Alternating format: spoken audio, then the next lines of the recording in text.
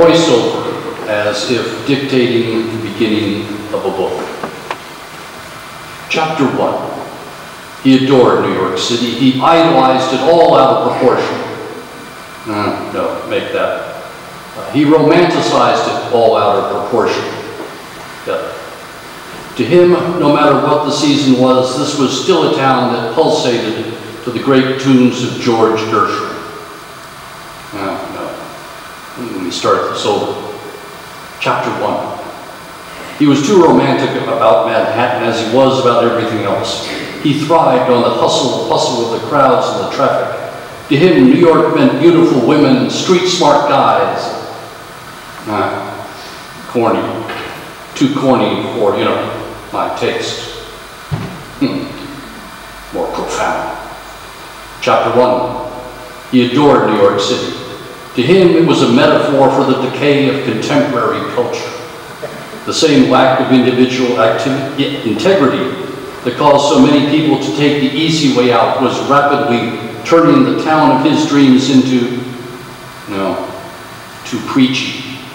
I mean, let's face it, I want to sell some books here. Chapter 1. He was as tough and romantic as the city he loved. Behind his black-rimmed glasses was the coiled power of a jungle cat. Oh, I love this. New York was his town, and it always would be. This is the opening of the movie Manhattan. In the space of 90 seconds of word, music, and image, we know tons about what's going on.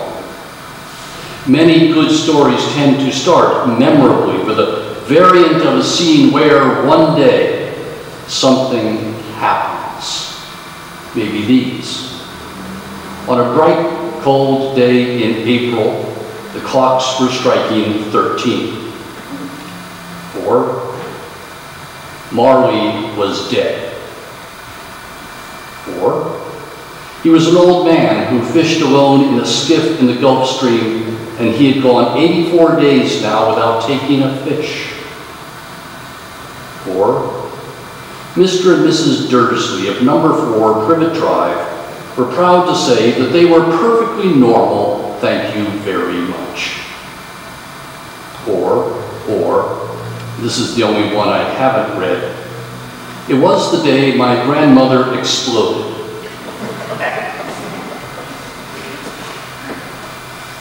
Something more in keeping with being in a house of prayer. Here is chapter 1 of the story of God's interaction with a specific people. It comes in the 12th chapter of Genesis, when we've gotten through creation and Adam and Eve, Cain and Abel, the flood, the Tower of Babel. That's prehistory, a theological explanation of how the world got to be that way. But now, chapter 1.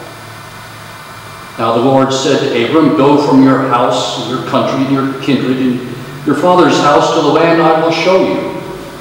I will make of you a great nation, and I will bless you and make your name great, so that you will be a blessing. I will bless those who bless you, and the one who curses you I will curse. And in you all the families of the earth shall be blessed.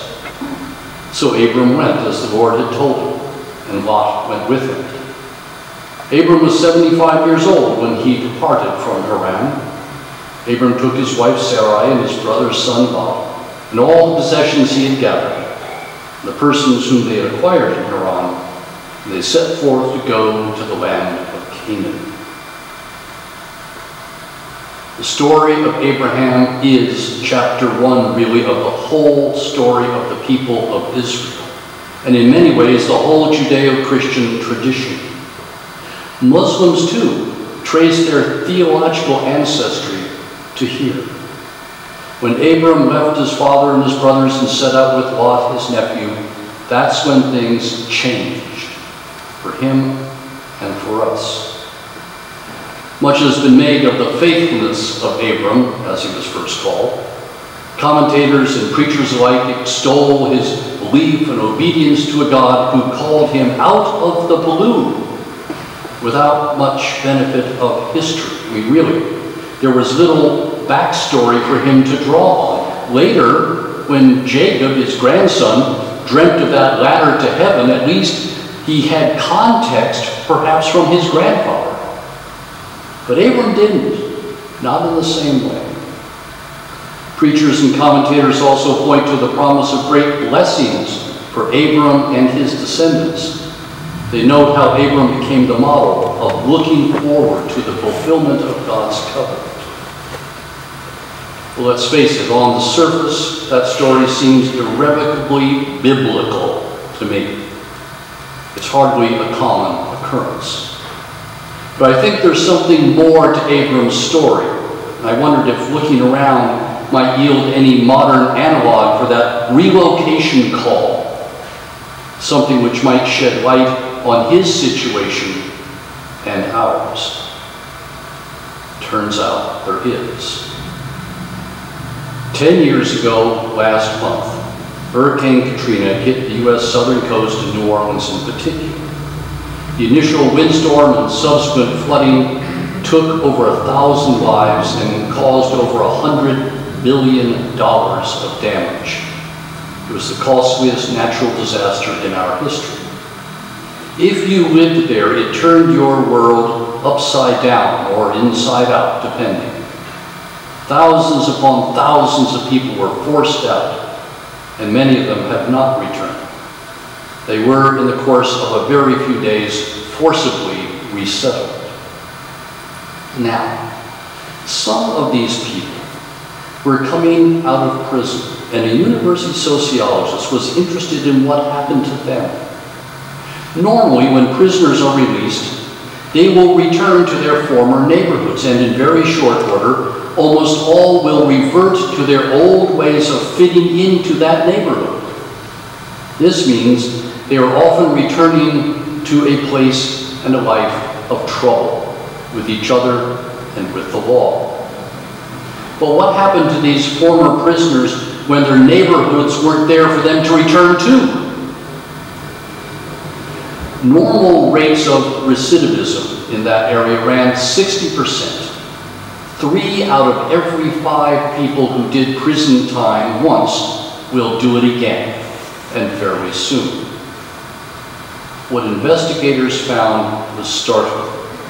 For people who couldn't return to their old neighborhoods, who had to resettle somewhere else, their recidivism rate was only 45%.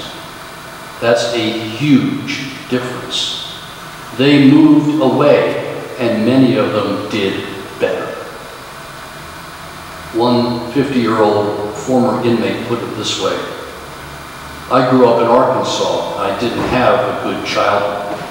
I went down to Louisiana and spent my adult life in New Orleans.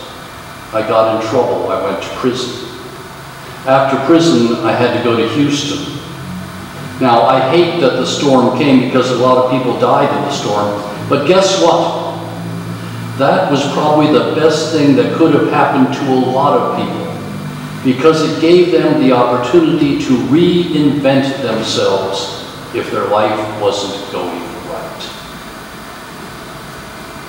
One analyst who looked at the subsequent lives of regular evacuees agreed. He wrote, I think this is what's happening is that a whole new world is opening up to them. If these people hadn't had to move out of the metro area, if they'd done the regular move, cycling from one disadvantaged area to another, the fact that they were all of a sudden thrown out of that whirlpool gave them a chance to rethink what they do.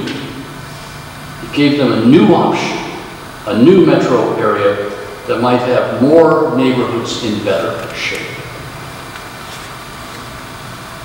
In non-minority neighborhoods, people move primarily for employment or educational reasons.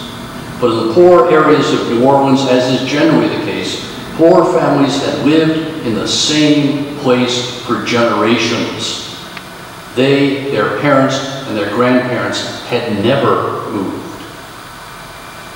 Most of us and most people in those neighborhoods recognize that this is not a healthy state of affairs. But if a group of poor folk seem to be stuck in a bad place, there seem to be just two ways forward. Either the place they're stuck in needs to be improved, or they need to move to a better place. Much has been tried over the years at various levels with governments involved and private organizations alike, trying to improve existing conditions in bad neighborhoods. They've gotten mixed results and certainly no consensus as to what works. But then Katrina rolled through and, as it were, got rid of the bad neighborhoods, along with most of the public schools, the main hospital, and many, if not most, of the city's public housing projects. It was a forced start over, painful as it was. Here's the deal. Those factors that enable poor people to enter the ranks of the middle class are not really so much national level things like minimum wage laws or college loan programs. Rather, economic mobility is tied to the nature of one's immediate environment. The neighborhoods that offer the best opportunities for those at the bottom are racially mixed. They have more different kinds of sources of income, well-supported schools, and. Basically, they are different. This is important.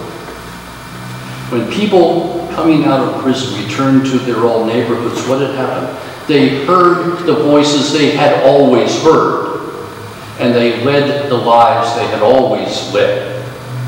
And so the environment and the personal attitudes and the actions that got them into prison once were still there, waiting to be re-experienced, recalled, reenacted. And the same thing goes for regular folks moving back into more lightly damaged areas. We are a species well acquainted with the social inertia of bad neighborhoods. So in the most traumatic way possible, Katrina took that option away from us and forced a major move for thousands of people. But even out of that calamity, much good has come. Some old institutions that needed reform badly, the public schools, for example, were reimagined. And people in bad neighborhoods either rebuilt them better or moved to new neighborhoods. These individuals, for these families, when Katrina left, they started over. They started writing chapter 1 of their new lives. Back to Abram. Following a divine call and the grant of land to his successors, Abram sets out with his wife Sarai, his nephew Lot, from Ur of the Chaldees, southeastern Iraq, farther south and east than Baghdad, almost to Kuwait. And he's going to go to the land of Canaan, which is on the other side of what was called the Fertile Crescent. After a break-in journey of undefined duration at Haran, partway there, this time he gets an extension of the command to leave with his family group the territory they appeared to have acquired and go to a land that's yet to be shown them. The divine call is associated with a promise of extended influence over surrounding people and significant descendants. The text links the destination with the land of Canaan and of the earlier call, and without any details of the journey, shows them arriving in Canaan with all their possessions. There's no emphasis at all placed on the long distanceness of the move, or the route taken, or the method, or the time. This part of the long journey would have been through well-watered terrain. It means Abram wasn't really a nomad wandering around. It was simply relocating from one city and its environs to another, to another, to another. His faith, made much of by everyone, was demonstrated in claiming in fact what God had already given. All right, remember that I said that those on the road to inner light, don't find their vocations, their true vocations, by asking, what do I want out of life? They ask, what is life asking of me? How can I match my intrinsic talents, my personal gifts, with one of the world's great needs? Where is my place? Where was Abram's place? Apparently, it wasn't in Ur of the Chaldees. It was in Canaan. God wanted Abram to go there, and perhaps for God's own reasons. But consider this. Moving Abram from his former home to a new one might have been good for Abram too. It may have put him in a place, a spiritual, emotional place, to hear better. Moving Abram may have just been the best first step in making Abram the sheep herder into Abram the father of nations. Abram, God's chosen instrument for the beginning of the salvation story. God tells Abram to look up and count the stars if he were able. Then God says, your descendants will be like that. Maybe this is why Abram was relocated, to have that conversation with God in a place where he could be heard, and to see the stars a little more clearly when they weren't obscured by older ways of thinking and acting and relating through his world. Maybe Abram started writing chapter 1 from just about there, when one day things were different. One day when his future became relocated to his particular present, and he was able to see just where he fit into the world.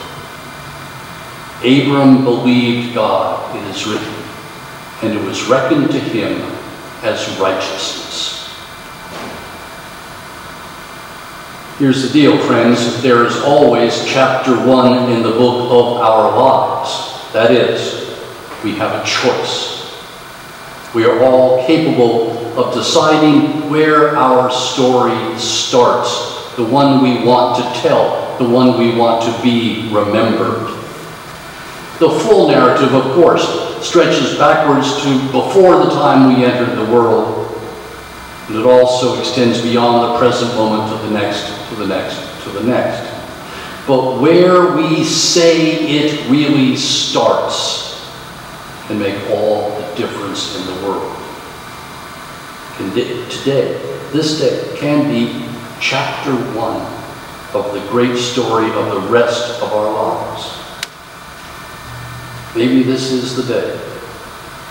A day and a time when we start to date things from. As in, I remember that Sunday in September 2015, 13th I think it was, I went to church and I finally decided to take a good look at who I am, to consider where my place in the world really is, to think about where I'm going, and perhaps most importantly, to think about who I'm going with.